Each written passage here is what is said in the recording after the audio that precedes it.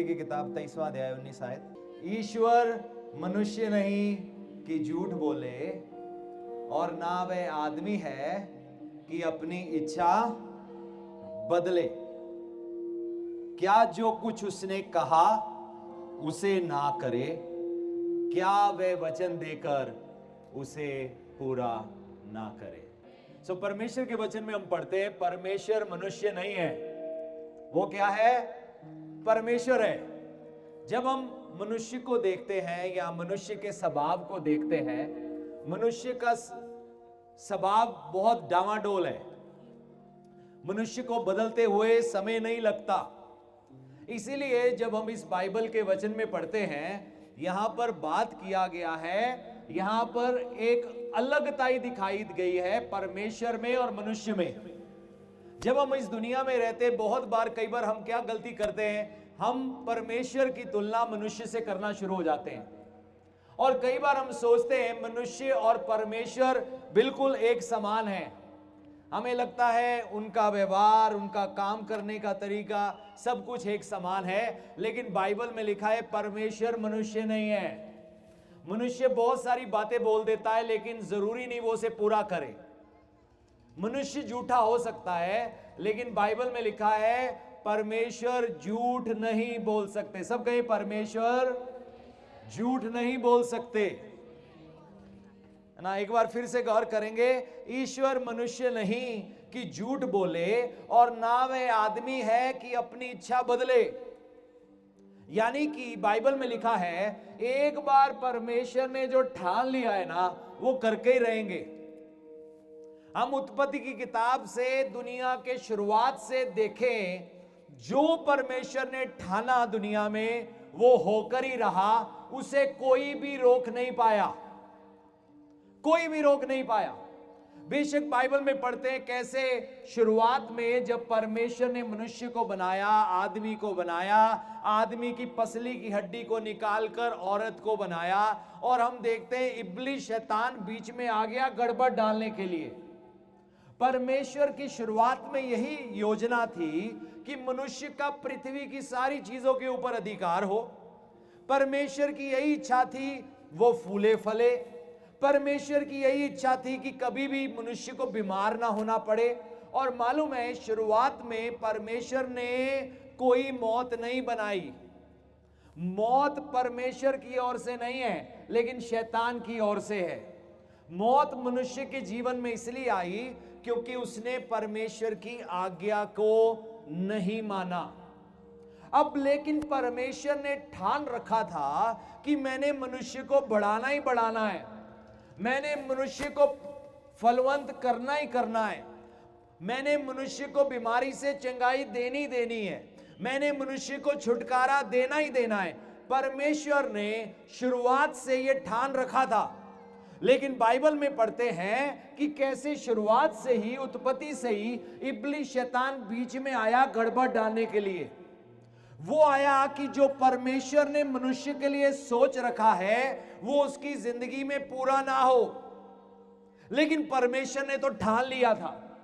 मालूम है अगर परमेश्वर के मुंह से कोई बात निकल जाती है वो पूरी होकर ही रहती है, चाहे उसके लिए परमेश्वर को प्लान बी क्यों ना शुरू करना पड़े। लेकिन बाइबल में लिखा है परमेश्वर शुरुआत से अंत तक सब कुछ जानते हैं।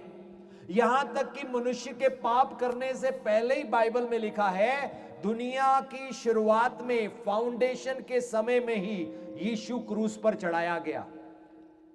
परमेश्वर पिता की नजरों में यीशु मसीह कोई 2024 साल पहले क्रूस पर नहीं गए, दुनिया को रचने से पहले। इसका मतलब यह हुआ कि जब परमेश्वर ने इस दुनिया को बनाना था उससे पहले ही सारी प्लानिंग कर ली थी। जब हम देखते ना कोई आर्किटेक्ट होता है जो घर का नक्शा बनाता है, या जो इंजीनियर होता है बड़ी बड़ी इमारतों को बनाते हैं, पुलों को बनाते हैं। अब हम अगर कश्मीर की तरफ जाते हैं, बड़े बड़े टनल बने हुए हैं, बहुत ऊंचा एक पुल बनाया गया है जहां से रेलगाड़ी शायद निकलनी शुरू हो गई कि नहीं मुझे पता नहीं, लेकिन पिछले दिनों में उसकी बात चल रही थी। बहुत ऊंचाई में एक ब्रिज बनाया गया पहाड़ों के ऊपर। अब जिसने भी उस ब्रिज का आर्किटेक्ट बैठे, इंजीनियर बैठे, पूरा नापतोल किया गया, देखा गया कितना लोहा चाहिए, कितना लंबा चाहिए, कितने नट लगेंगे, पूरे बड़े बड़े डायग्राम बनाए गए। पुल को बनाने से पहले ही उसका पूरा नक्शा तय था। उसमें कितना सामान लगना है, कितना लोहा लगेगा, कितना स्टील लगेगा, कितना खर्चा आएगा, कितना लेबर लगेगा, किस किस इंजीनियर को बुलाना पड़ेगा, किस किस आर्किटेक्ट को बनाना पड़ेगा, किस किस नक्शा बनाने वाले को बुलाना पड़ेगा। सब कुछ परमेश्वर ने पहले, मनुष्य ने क्या किया, पहले ही प्लान कर लिया। इसी तरीके जब परमेश्वर ने इस दुनिया को बनाना था, दुनिया को बनाने से पहले परमेश्वर ने सब कुछ प्लान कर लिया। हालेलुया, सब कुछ प्लान कर लिया। यानी कि आदम को बनाने से पहले परमेश्वर को पता था आदम पाप करेगा। सो परमेश्वर को पहले ही पता था कि मनुष्य पाप करेगा। परमेश्वर को पहले ही पता था आप और मैं भी पाप करेंगे। परमेश्वर को पहले ही पता था कि इस दुनिया में कौन कौन व्यक्ति जन्म लेगा और उसका नाम क्या होगा।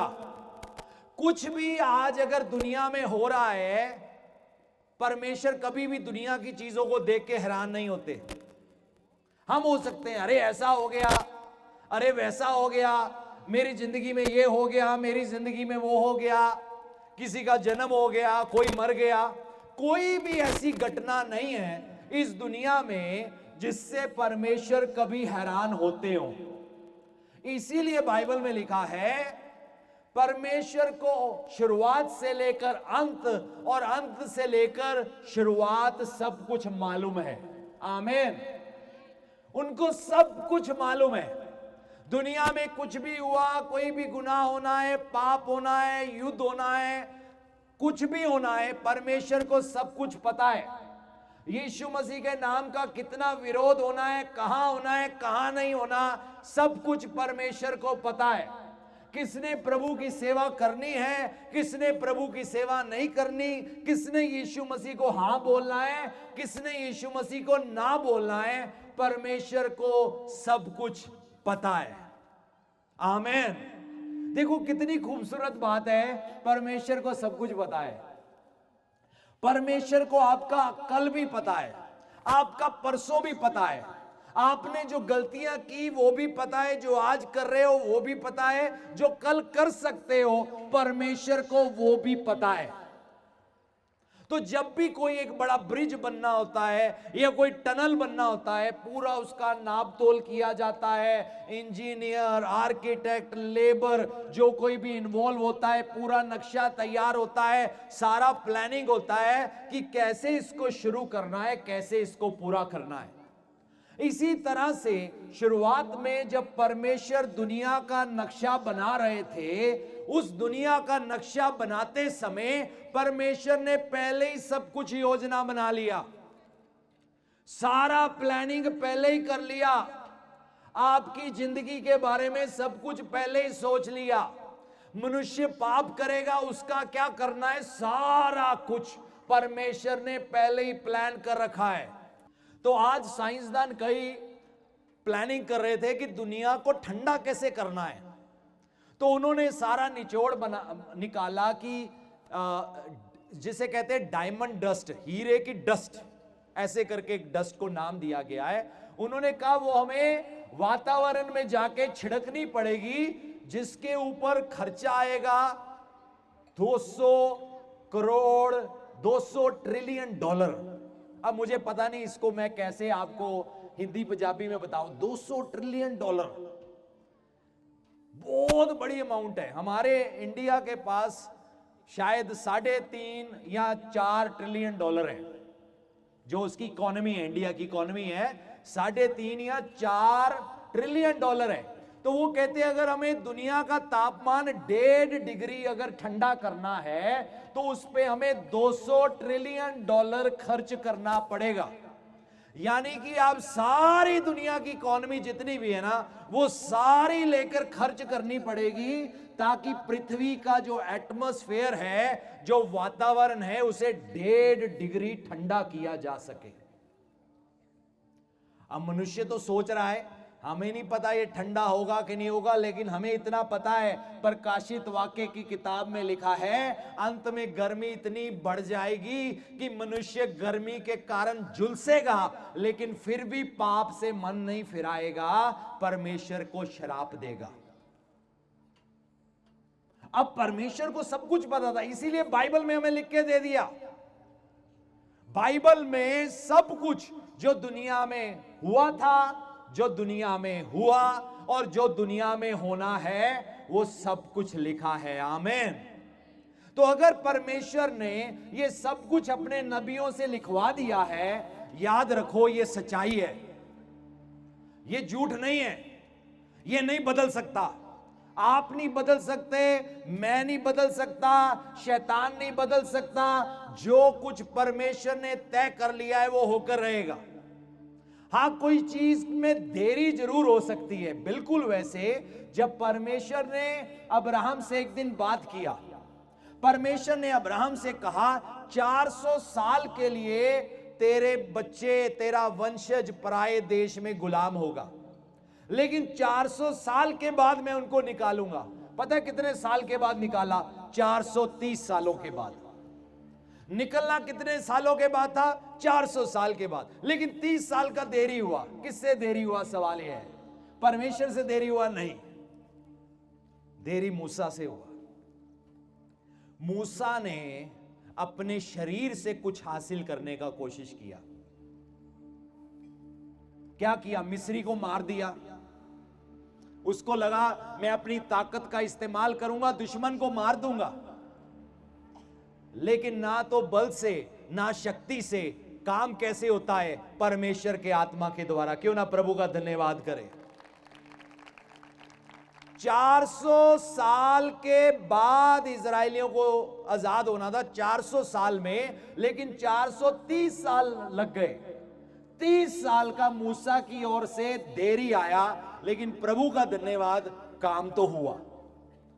परमेश्वर आपकी जिंदगी को आज ही आशीष देना चाहते हैं, लेकिन ये हम पर फैसला है, हम आज फैसला लेंगे या कल फैसला लेंगे। जब जुड़े हुए तब फैसला लेंगे या जब टूट जाएंगे तब फैसला लेंगे। बाइबल में लिखा है परमेश्वर अपने चुने हुओं को जानते हैं। बाइबल में ऐसे बहुत सारे लोग हुए जिनको परमेश्वर ने चुना, जिनकी जिंदगियों से परमेश्वर की योजना थी, लेकिन वो लोग तैयार नहीं थे परमेश्वर की योजना पूरा करने के लिए। इसीलिए कुछ डिलेज आए, कुछ देरी आया। जैसे योना नबी जाना था निनवे, कब जाना था? उसी दिन या उससे अगले दिन, लेकिन क्या किया? इतने लंबे दिन की यात्रा करके तार्शीश को चला गया। फिर 3 दिन 3 रात मछली के पेट में बिताए। सोचकर देखो कितने दिन निकल गए, लेकिन प्रभु का धन्यवाद, आखिर का काम हुआ। इसका मतलब क्या है? परमेश्वर आपकी जिंदगी को आज ही बदलने की शक्ति रखते हैं, लेकिन अब हमारे ऊपर है, हम फैसला आज लेंगे या कल लेंगे। आज उन पे विश्वास करेंगे या कल विश्वास करेंगे। बाइबल में पढ़ते हैं बहुत सारे ऐसे लोग थे जिन्होंने परमेश्वर की बात मानने में देरी नहीं की। पता क्यों? क्योंकि वो विश्वास करते थे। जब अब्राहम को परमेश्वर ने कहा घर देश छोड़ के सब कुछ चला जा, उसने देरी नहीं किया। जब परमेश्वर ने अब्राहम को कहा जा अपने बेटे को कुर्बानी करके चढ़ा दे, पता क्या किया अब्राहम? उसी दिन सुबह सुबह उठ गया उसको कुर्बानी करके चढ़ाने के लिए। अब्राहम ने देरी नहीं किया। आपको भी देरी नहीं करना। आमीन। क्या नहीं करना? हमें देरी नहीं करना। जिंदगी सौंपने में देरी नहीं करना।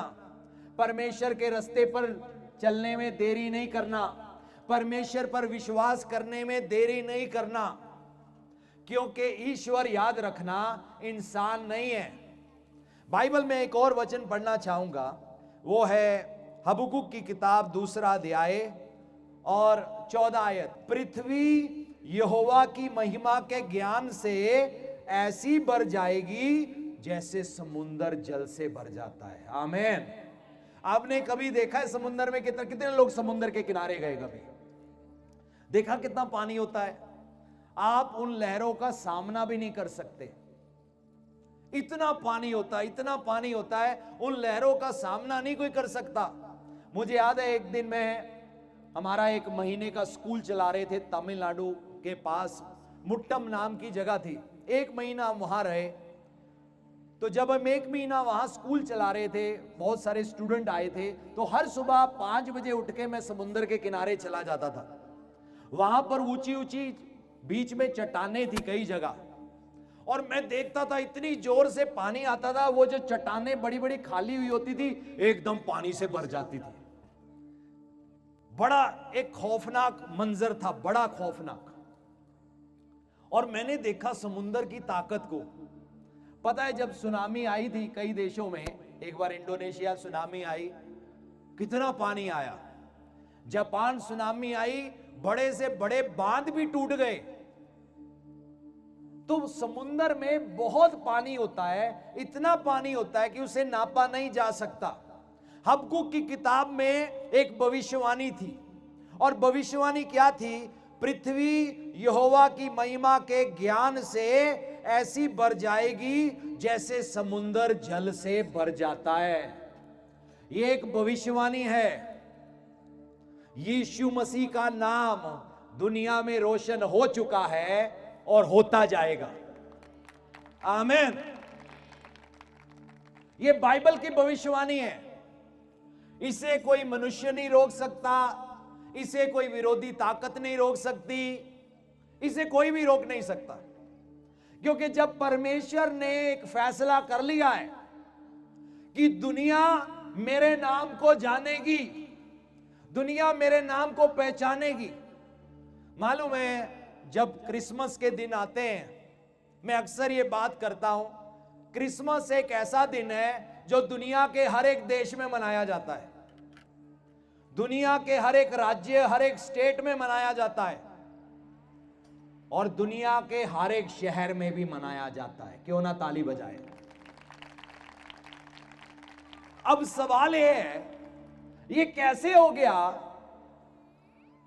कि वो लोग जो यीशु मसीह को पराया समझते थे, उसका नाम दुनिया में गूंज रहा है? इसका कारण क्या है? इसका कारण है परमेश्वर ने शुरू में ही फैसला कर लिया था। परमेश्वर ने फैसला कर लिया था लोग मेरे नाम को जानेंगे। और इतना ही नहीं, बाइबल में लिखा है लोगों को परमेश्वर का ज्ञान हो जाएगा। हालेलुया। क्या हो जाएगा? ज्ञान हो जाएगा। उनको मालूम होगा परमेश्वर कौन है, वो क्या है, और वो क्या चाहता है, और वो कितने सामर्थी है। इसीलिए मत्ती की रचित सुसमाचार उसका 24वां अध्याय और 14 आयत में लिखा है, और राज्य का ये सुसमाचार सारे जगत में प्रचार किया जाएगा। कितनी दुनिया में प्रचार होगा? गुरदासपुर में प्रचार होगा, पंजाब में प्रचार होगा। क्या लिखा है? सारी दुनिया में। सबको सारी दुनिया में। कहां होगा? सारी दुनिया में। यह किसी इंसान के फैसले से नहीं होगा। यह इसलिए होगा कि जब परमेश्वर ने दुनिया को बनाने से पहले परमेश्वर ने यह तय कर लिया था कि मैं दुनिया को अपनी महिमा के ज्ञान से भर दूंगा। महिमा का ज्ञान पता क्या मतलब है? महिमा का मतलब पता क्या होता है? महिमा का मतलब होता है परमेश्वर की काबिलियत, उनकी ताकत, उनकी शक्ति, उनके चमत्कार, उनके मिरेकल्स।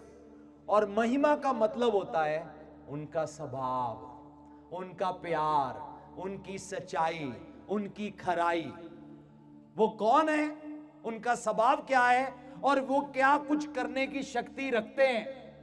यही परमेश्वर इन आखिरी दिनों में कौमों के ऊपर जाहिर कर रहे हैं। और ये क्यों हो रहा है? क्योंकि परमेश्वर ने फैसला कर लिया था। सब कहे परमेश्वर ने फैसला कर लिया था।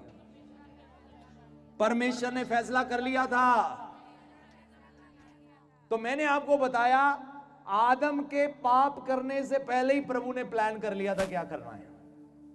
आदम के गुनाह करने से पहले ही परमेश्वर ने प्लान कर लिया था, मुझे मनुष्य बन के आना होगा, मैं इंसान के पापों के लिए क्रूस पर जाऊंगा, इसीलिए प्रभु यीशु मसीह के आने से हजारों साल पहले से नबियों के द्वारा ये बार बार लिखा गया, वो आएगा, वो मरेगा, वो जी उठेगा, वो पेड़ पे चढ़ाया जाएगा पहले ही। और इतना ही नहीं, बाइबल में पढ़ते हैं जब आदम और हवा ने पाप किया और जब परमेश्वर का श्राप आया ना, उसी दिन ही परमेश्वर ने भविष्यवाणी कर दिया था, तू उसकी एड़ी को डसेगा, वो तेरे सिर को कुचलेगा। आमीन। और हम बाइबल में देखते हैं कैसे प्रभु यीशु मसीह ने तीसरे दिन मुर्दों से जिंदा होकर शैतान और मौत के ऊपर फतह पाया, शैतान को अपने सर से कुचल दिया, अपने पांव से कुचल दिया। आमीन, हालेलुया। सो बाइबल में क्या लिखा है? परमेश्वर ने भविष्यवाणी क्या किया था? मैं इस दुनिया को अपनी महिमा के ज्ञान से भर दूंगा। आमीन। तो आज यीशु मसीह का नाम पूरी दुनिया में है, किसी इंसान की ताकत से नहीं है। यह इसलिए है क्योंकि यीशु मसीह ने दुनिया को बनाने से पहले ही फैसला कर लिया था कि मैं अपने आप को दुनिया के ऊपर जाहिर करूंगा। और मत्ती की इंजील में भी हमने पढ़ा, राज्य का ये सुसमाचार, राज्य की ये खुशखबरी सारे जगत में प्रचार की जाएगी कि सब जातियों पर गवाही हो, सब जातियों पर गवाही होगी और फिर अंत आ जाएगा। आमीन। यीशु मसीह का नाम दुनिया में क्यों गूंज रहा है? क्योंकि परमेश्वर ने पहले ही फैसला कर लिया था। सब कहे, परमेश्वर ने पहले ही फैसला कर लिया था। बाइबल में पढ़ा, हमने देखा 400 साल परमेश्वर ने अब्राहम को कहा था तेरे वंशज गुलाम हो गए। 430 साल में प्रभु निकाल कर लाए। लेकिन मालूम है बाइबल में क्या लिखा है? बाइबल में लिखा है जब वो निकलेंगे वो खाली हाथ नहीं निकलेंगे, खूब सारा सोना चांदी लेकर निकलेंगे। इसीलिए बाइबल में पढ़ते हैं जब फिरौन के ऊपर और मिस्रियों के ऊपर बहुत बड़ी आपदा आई, बहुत बड़ी मुसीबत आई, आखिरकार फिरौन ने कहा उसको जाने दिया। और बाइबल में देखते हैं जब वो जाने लगे, मूसा ने कहा जाओ उनसे सोना चांदी मांग लो। और लोगों ने हाथ जोड़ जोड़ के इजरायली लोगों को सोना चांदी दिया और वो मिस्र देश से निकल आए, खाली हाथ नहीं निकले। आमीन। वो उनकी 400 साल की कमाई थी। मालूम है जब आप परमेश्वर पर विश्वास करते हो ना, आपको कोई धोखा नहीं दे सकता।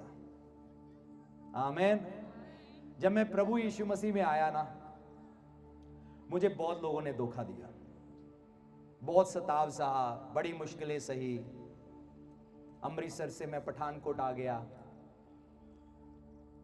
लेकिन मुझे अंदर से पता था और मैंने कईयों को कहा, मैंने कहा मुझे कोई धोखा नहीं दे सकता। पता क्यों? बाइबल में लिखा है परमेश्वर से प्यार करने वालों के लिए सब बातें मिलकर भलाई को उत्पन्न करती है। हालेलुया। क्यों ना जोर से ताली बजाएं। अर्थात उनके लिए जो उसकी मर्जी से बुलाए गए हैं।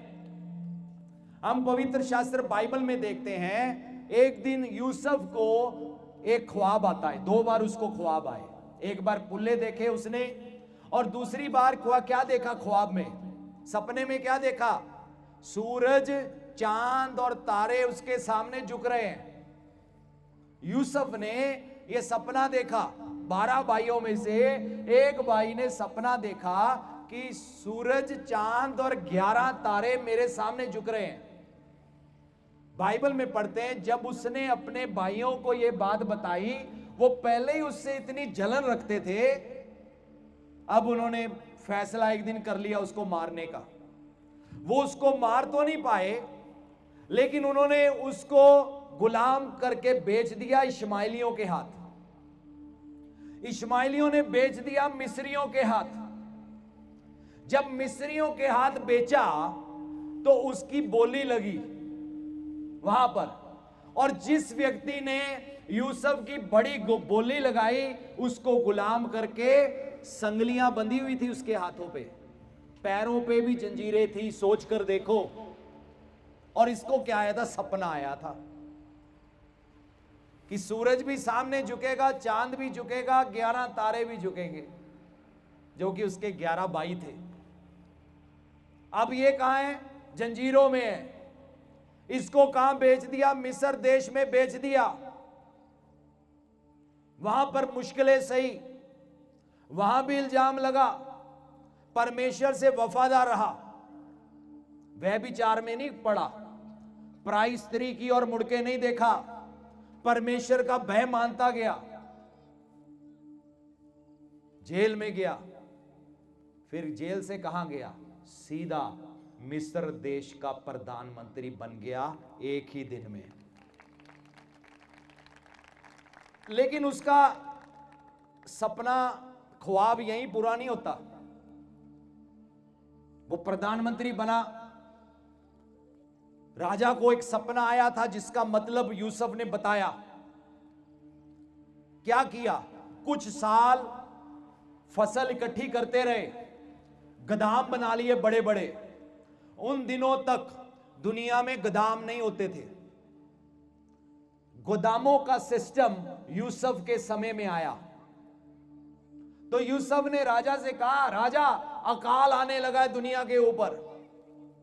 तो उन्होंने जब अच्छे साल थे अनाज इकट्ठा करते रहे, जब बुरे साल आए तो दुनिया के लोग उनके पास आते थे अनाज लेने के लिए। तो लोगों ने अपना सोना, चांदी, जमीनें, जानवर, सब कुछ फिरौन को बेच दिया। यही करते करते बाइबल में पढ़ते हैं, एक दिन आया जब यूसुफ के भाई लोग उससे मिलने के लिए आए। लेकिन ये वचन की खूबसूरती पता कहां आकर पूरी हुई? जल्दी से जाएंगे उत्पत्ति की किताब 50वां अध्याय, 50 बाब 18 आयत। उसके भाई आप ही जाकर उसके सामने क्या हुआ? गिर पड़े और कहा, देख हम तेरे दास हैं। हालेलुया। वही भाई जिन्होंने नफरत किया, वही भाई जिन्होंने जलन किया, वही उसके पांव में आकर गिरे हैं। क्यों? परमेश्वर ने पहले ही फैसला कर लिया था, मैंने यूसुफ को ऊंचा उठाना है। आपको भी ऊंचा उठाने का प्रभु ने फैसला किया है, अगर आप विश्वास करो तो। आमीन। बिल्कुल वैसे जैसे परमेश्वर ने कहा, मैं तुझे पूंछ नहीं सर बनाऊंगा, मैं तेरी जिंदगी से आम काम नहीं करूंगा, खास काम करूंगा। देखो उसके भाई बीच में आए, इश्माइली बीच में आए, मिस्री बीच में आए, गुलामी बीच में आई, फिर उसे जेल में भी डाल दिया। लेकिन फिर भी परमेश्वर का वायदा उसकी जिंदगी में पूरा होने से कोई रोक नहीं सका। आमीन। जिसका मतलब है आपकी जिंदगी में कोई कितनी भी रुकावटें क्यों ना डाल दे, लेकिन परमेश्वर का काम आपकी जिंदगी में पूरा होने से कोई नहीं रोक सकता। क्यों ना जोर से प्रभु के लिए ताली बजाए। हालेलुया। इसका मतलब है परमेश्वर ने जो कुछ आपके लिए अच्छा सोच रखा है वो पूरा होगा। इसका मतलब है परमेश्वर के बाइबल में जितने भी वायदे आपके और मेरे लिए लिखे हैं, अगर हम विश्वास करेंगे ये पूरा होके रहेगा। आमीन। प्रार्थना की लाइन में लग के नहीं, वो भी अपनी जगह है, लेकिन विश्वास करके। क्या करके? कई लोग क्या करते हैं, प्रार्थना की लाइन में लग जाते हैं, विश्वास नहीं करते। प्रार्थना की लाइन में लग जाते हैं, विश्वास नहीं करते। यूसुफ ने विश्वास करना बंद नहीं किया। उसको पता था मेरा बुलाने वाला सच्चा है। आमीन। सबको मेरा बुलाने वाला सच्चा है। एक दिन परमेश्वर ने मिस्र देश में फैसला किया था। उन दिनों में मिस्र का जो राजा था, जिसको फिरौन बोलते हैं, परमेश्वर ने फैसला किया कि मैंने इस देश में चमत्कार करने हैं। लेकिन परमेश्वर के चमत्कार तब तक पूरे नहीं होने थे जब तक फिरौन का दिल परमेश्वर ने पत्थर नहीं कर देना था। क्योंकि होना क्या था, एक दो चमत्कार के बाद फिरौन ने पिघल जाना था, कहना था जाओ यार तुम जाओ मिस्र देश से, जाओ प्रभु की आराधना करो। परमेश्वर का ना ना ना ना, एक दो चमत्कार नहीं मुझे दिखाने हैं, मैंने फैसला किया है, मैंने इससे भी कई बढ़कर चमत्कार दिखाने हैं। मैंने बड़ी बड़ी आपदाएं मिस्र देश के ऊपर लेकर आनी है। तो परमेश्वर क्या करते थे, एक तरफ चमत्कार कर देते थे, और जब चमत्कार हो जाता था फिरौन कहता था जाओ, और साथ ही परमेश्वर उसका दिल फिर पत्थर कर देते थे। अगले दिन वो फिर कहता था नहीं जाना, फिर परमेश्वर मूसा को भेजते थे, फिर एक बड़ा चमत्कार होता था, फिर फिरौन डर जाता था, फिर कहता था जाओ, लेकिन परमेश्वर उसका दिल फिर पत्थर कर देते थे, और फिर अगला चमत्कार करते थे। अगली मुसीबत फिरौन के ऊपर लेकर आते थे, अगला दंड परमेश्वर फिरौन को देते थे। परमेश्वर ने जब तक सारे चिन्ह और चमत्कार पूरे नहीं कर लिए तब तक फिरौन का दिल पत्थर रखा, क्योंकि परमेश्वर ने फैसला कर लिया था मैं अपनी महिमा दिखाने जा रहा हूं। आमीन। मालूम है दानियल के टाइम में भी दानियल को शेर की गुफा में डाल दिया गया, परमेश्वर ने भी होने दिया। परमेश्वर ने कहा कोई बात नहीं, ये मेरा सेवक है, डाल दो इसे शेर की गुफा में। भूखे थे शेर, सैकड़ों शेर थे, सैकड़ों, लेकिन सारी रात परमेश्वर के स्वर्गदूत आए, शेरों के मुंह को बंद रखा। अगले दिन दारियस राजा आया, कहता है दानियल क्या तेरे परमेश्वर ने तुझे बचा लिया? कहता हां राजा, परमेश्वर ने अपने दूतों को भेजकर शेरों का मुंह बंद कर दिया। हालेलुया। क्यों ना प्रभु के लिए ताली बजाएं। शद्रक मेशक अबेदनगो के समय में भी परमेश्वर ने उन्हें आग के भट्ठे में जाने दिया, लेकिन इसका मतलब यह नहीं है कि एक व्यक्ति अगर आग के भट्ठे में है तो परमेश्वर का वायदा उसकी जिंदगी में पूरा नहीं होगा। प्रभु ने उनकी जिंदगी में भी किया, आग के भट्ठे में उनके साथ आकर खड़े हो गए, आग उनको जला नहीं पाई। नबूकदनेस्सर राजा ने, उस समय के राजा ने भी परमेश्वर यहोवा को महिमा दिया। हालेलुया। और वो बादशाह पता क्या कहता है, आज से लेकर इनके परमेश्वर के खिलाफ कोई नहीं बोलेगा, क्योंकि उसने यीशु मसीह का हाथ देख लिया था। बहुत ऐसे राजा और महाराजा पूरी दुनिया में हुए जिन्होंने यीशु मसीह के नाम का विरोध किया, जिन्होंने कहा यीशु मसीह का नाम मिटा देंगे, लेकिन मालूम क्या है, वो राजा मर मिटे, यीशु मसीह का नाम दुनिया में फैलता ही जा रहा है, फैलता ही जा रहा है, फैलता ही जा रहा है। क्यों ना जोर से प्रभु के लिए ताली बजाए। आमीन।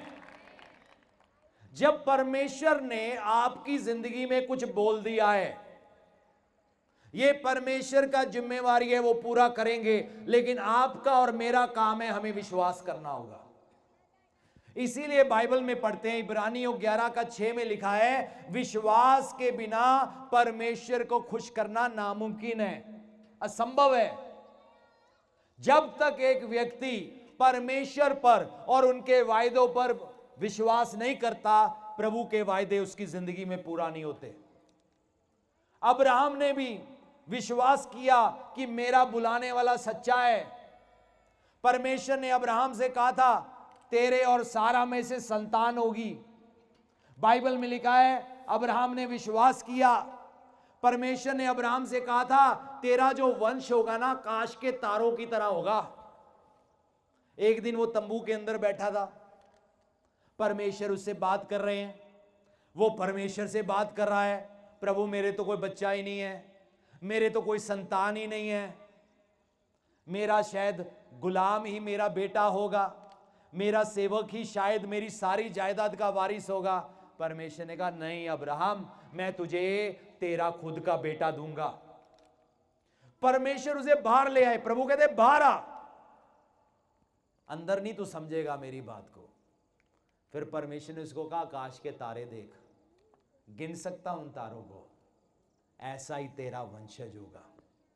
और वहां से इजराइल कौम एक व्यक्ति के द्वारा खड़ी हुई। क्यों ना प्रभु के लिए ताली बजाएं।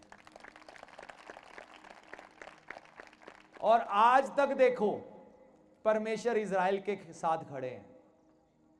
मालूम है क्यों खड़े हैं? अब्राहम से वादा किया था, अब्राहम से वायदा किया था। परमेश्वर ने कहा था मैं अपनी वाचा को नहीं भूलूंगा। 1947 में जाकर इजराइल वापस देश बनता है। सोच के देखो, कई बार उसके ऊपर अटैक हुए। एक बार तो कितने सारे देशों ने इकट्ठे उस पर अटैक कर दिया, लेकिन पता क्या हुआ? सारे के सारे देश हार गए, सारे के सारे देश। दुनिया हैरान हो गई कि भाई अभी तो इनको एक देश घोषित किया है और एक ही साल में ऐसा क्या हो गया? ये इतने शक्तिशाली कैसे हो गए? शक्तिशाली वो नहीं है, शक्तिशाली वो परमेश्वर है जिसने अब्राहम के साथ वादा किया था। हालेलुया!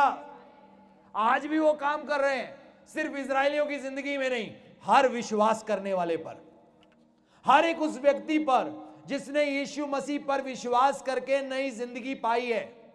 हर एक वो व्यक्ति जो परमेश्वर की संतान बन गया है, हर एक वो व्यक्ति जिसने यीशु मसीह पर विश्वास किया है, उन सब की जिंदगियों के लिए परमेश्वर का वचन है। आपके लिए, आपके घर के लिए, आपके बच्चों के लिए, आपके परिवार के लिए परमेश्वर का वचन है। आमीन। जब मेरी जिंदगी में मुश्किलें आई, जब मैं वापस आया, मेरे कई रिश्तेदार आए, तूने गलती कर ली है यीशु मसीह को जिंदगी देकर। कई तरह की बातें बोली, कई तरह का विरोध हुआ, कई तरह से सताया गया, कई तरह की मुश्किलें आई, लेकिन मैंने वचन को नहीं छोड़ा। मैंने कहा मेरा बुलाने वाला सच्चा है। क्योंकि बाइबल में हमने अभी क्या पढ़ा? गिनती की किताब में वापस जाएंगे 23 का 19, क्या लिखा है गिनती की किताब में? ईश्वर मनुष्य नहीं है। सब कहे यीशु मसीह परमेश्वर इंसान नहीं है। वो इंसान बन के आया, लेकिन याद रखे वो परमेश्वर है। परमेश्वर का मतलब क्या है? ऑलमाइटी गॉड, सर्व सामर्थी परमेश्वर जिसने आकाश और पृथ्वी को बनाया है। आमीन। वो मनुष्य नहीं है कि झूठ बोले। मनुष्य की आदत है झूठ बोलने की। मनुष्य कई वादे कर देता है, पूरे नहीं होते, लेकिन परमेश्वर कभी झूठ नहीं बोल सकते। आमीन। जो प्रभु का वचन है, क्या है? उनके वायदे हैं, वो झूठ नहीं बोल सकते। और ना वे आदमी हैं कि अपनी इच्छा बदले। यानी कि अब प्रभु ने यूसुफ को ख्वाब दिखा दिया था, मैं क्या करूंगा? मैं तुझे बढ़ाऊंगा, सूरज, चांद और 11 तारे तेरे आगे झुकेंगे। अब जब यूसुफ की जिंदगी में मुसीबत आई, उसके भाइयों ने भेज दिया। परमेश्वर ने यह नहीं कहा अरे अरे अब बड़ा मुश्किल काम हो गया, अब मैं नहीं बचा सकता, अब मैं इसकी जिंदगी में काम नहीं कर सकता। जब गुलाम करके बेच दिया, परमेश्वर ने नहीं कहा ओहो हुण तक काम बड़ा ही औखा हो गया है, हुण तक काम नहीं होना। यूसुफ नूं जेल च पाता है, हुण मैं किद्दां ओनूं उच्चा चुकूंगा? हुण किद्दां सूरज, चंद ते 11 तारे ओदे अगे झुकणगे? हुण तां जेल च है। ਉਹ ਵੀ ਕਿਹੜੀ ਗੱਲੋਂ ਜੇਲ੍ਹ ਸੀ? ਉਹਦੇ ਤੇ ਇਲਜ਼ਾਮ ਲਾਤਾ ਸੀ ਕਿ ਉਹਨੇ ਔਰਤ ਨਾਲ ਗਲਤ ਕਰਨ ਦੀ ਕੋਸ਼ਿਸ਼ ਕੀਤੀ। ਲੇਕਿਨ ਅਸੀਂ ਬਾਈਬਲ 'ਚ ਪੜ੍ਹਦੇ ਹਾਂ, ਫਿਰ ਵੀ ਪਰਮੇਸ਼ਰ ਨੇ ਆਪਣੇ ਆਪ ਤੇ ਸ਼ੱਕ ਨਹੀਂ ਕੀਤਾ। ਉਹ ਜਾਣਦੇ ਆ ਮੈਂ ਕੌਣ ਆ। ਇਸੇ ਲਈ ਇੱਕ ਦਿਨ ਜਦੋਂ मूसा ਕਹਿੰਦਾ ਹੈ परमेश्वर ਜਦੋਂ मैं फिरौन ਕੋਲ ਜਾਵਾਂ, तेरे लोगों को जावा, वो पूछन वो कौन है, तो परमेश्वर ने कहा उन्होंने कही मैं हाँ जो हाँ, मैनू किसी की लोड़ नहीं है, मैं शक्तिशाली परमेश्वर हाँ, जो मैं ठान लेना आ ओनू मैं पूरा करके रहना आ। क्यों ना ताली बजाएं जोर से। आमीन। इसीलिए जब यूसुफ जेल में था, परमेश्वर ने शक नहीं किया अपने आप पे कि अब नहीं हो सकता। उस पर जब इल्जाम लगे, परमेश्वर ने अपने आप पे शक नहीं किया ओहो बड़ा औखा काम हो गया है। जब अब्राहम 99 साल, 99 साल का हो गया, 99 साल, 99 ईयर्स। सारा 90 साल दी बुजुर्ग, 90 साल दी सारा, ਉਹਨਾਂ ਨੂੰ ਆਪਣੇ ਤੇ ਹੋ ਸਕਦਾ ਸ਼ੱਕ ਹੋਵੇ, लेकिन परमेश्वर ਨੂੰ ਸ਼ੱਕ नहीं सी। ਇਸੇ ਲਈ जब अब्राहम 99 ਸਾਲਾਂ ਦਾ ਸੀ, परमेश्वर अब्राहम को लाए क्या, अगले साल तेरी पत्नी दे बच्चा होएगा। आमीन। परमेश्वर ने सारा वाल नहीं वेख्या, ओदी उम्र नहीं वेखी, ओदी कमजोरियां, ओदी ताकत नहीं देखी, परमेश्वर ने अपने वाल देखिया। परमेश्वर ने क्या, मैं 100 साल दी उम्र च भी अब्राहम तेनू बाप बनन दी शक्ति दे सकदा हां। आमीन। अग दे पट्ठे शद्रक मेशक अबेदनगो नू पाया, परमेश्वर ने अपने आप ते शक नहीं किया, क्योंकि परमेश्वर नू पता सी मैं इन्हां नू अग दे पट्ठे तो बचाने दी ताकत रखदा हां। जदों प्रभु यीशु मसीह नू सलीब ते चढ़ा दिता, सारे विरोधी खुश हो गए, बादशाह खुश हो गए, क्योंकि बहुत बड़ी पीड़ प्रभु पीछे चल गई सी। शैतान खुश हो गया, फरीसी सदूकी लोग खुश हो गए, उस समय दे धर्म गुरु खुश हो गए कि चलो काम मुक्का।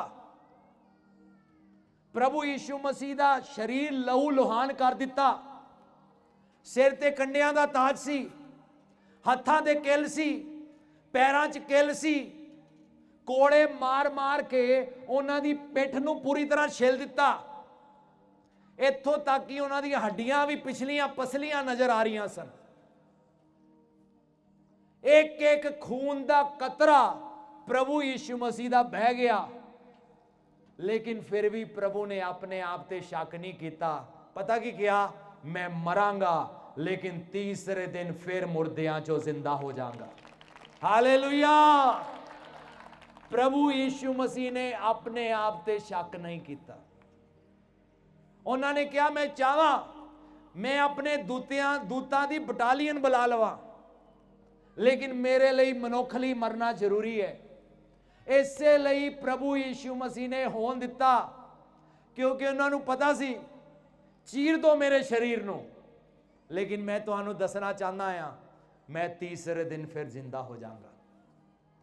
प्रभु यीशु मसीह 40 दिन मुर्दियां तो जिंदा होने तो बाद इस धरती ते रहे। मैं 2024 साल पुरानी गल कर रहा। अपने चेलियां नू क्या, पूरी दुनिया च जाओ, खुशखबरी दा प्रचार करो। लोग परमेश्वर दे प्यार नू समझ नहीं पाए, वड्डे वड्डे बादशाह कंब गए। उन्होंने सोचा भाई आ कौन है यीशु, कौमां दियां कौमां यीशु मसीह मगर चलना शुरू हो गई, पिंड दे पिंड, शहर दे शहर, वड्डे वड्डे रोमी सम्राट खड़े होए। उन्होंने क्या, लोकां नू तसीहे दे के मार दो, भालुआं अगे पा दिता, शेरां अगे पा दिता। प्रभु यीशु मसीह दे चेलियां दे शरीर नू आरियां नाल चीर दिता, जिंदा जला दिता, सलीबां ते लटका दिता। परमेश्वर ने एक बार भी वेख के शक नहीं किया। प्रभु ने नहीं कहा ओहो है तो मार दिता, इन्हों हुण की होएगा। नहीं, परमेश्वर नू पता सी जो मैं क्या आया वो पूरा होके ही रहेगा, क्योंकि बाइबल च लिखिया है, परमेश्वर कहंदे आ मेरा वचन ऐसा आ जिहड़ा मेरे मूँह चो एक बार निकल जाए वो खाली वापस नहीं आंदा, वो अपना काम पूरा करदा आ। क्यों ना प्रभु लई ताली बजाइए। आमीन। आओ असी अपनी जगह ते खड़े हो जाइए। मैं चाहना असी स्वर्ग नाल जुड़ जाइए। अज परमेश्वर नू कह दईए, परमेश्वर मैनू तुहाडी लोड़ है, प्रभु तुहाडे वादे सच्चे ने, तुसी सामर्थी हो। मेरी जिंदगी च कोई भी ऐसा काम नहीं है जो तुसी पूरा नहीं कर सकते। मेरी जिंदगी च कोई भी ऐसा गुनाह नहीं है जिन्हों तुसी अपने लहू नाल धो नहीं सकते। मेरी जिंदगी च ऐसी कोई कमजोरी नहीं है ਜਿਹਦੇ 'ਚ ਤੁਸੀਂ ਤਾਕਤ ਨਹੀਂ ਦੇ ਸਕਦੇ। ਮੇਰੀ ਜ਼ਿੰਦਗੀ 'ਚ ਐਸਾ ਕੋਈ ਵਾਅਦਾ ਨਹੀਂ ਹੈ ਪਰਮੇਸ਼ਰ ਜਿਹਨੂੰ ਤੁਸੀਂ ਪੂਰਾ ਨਹੀਂ ਕਰ ਸਕਦੇ। ਕਿਉਂਕਿ ਯਾਦ ਰੱਖੋ, परमेश्वर इंसान नहीं है, वो परमेश्वर है। आओ अपने हाथ स्वर्ग वाल उठाइए।